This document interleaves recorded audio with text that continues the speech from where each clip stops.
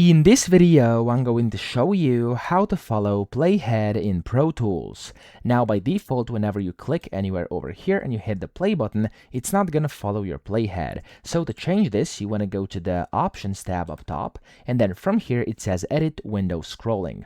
When you hover over it, there's a few options, and usually if you want to follow the playhead, you want to use Continuous or Center Playhead. So I'm going to use this Continuous now to show you, and if I, for example, click here and then hit play, as you can see, I'm essentially following my playhead. So I can place it wherever I want, and it's going to jump over there, and the playhead is always going to be centered in the middle of my screen, okay? So that's the first way. But then, of course, you could go to Options and then Edit Window Scrolling and use Center Playhead as well, which is going to center your playhead, and you are still following it as well, okay? So those are kind of the two best ways to do this. You could also use any of the other options. If they fit you, you can go ahead and test them. But for me, I do think these two are the best for following the playhead. So I hope this video helped you out. If it did, please subscribe to the channel and help me out as well.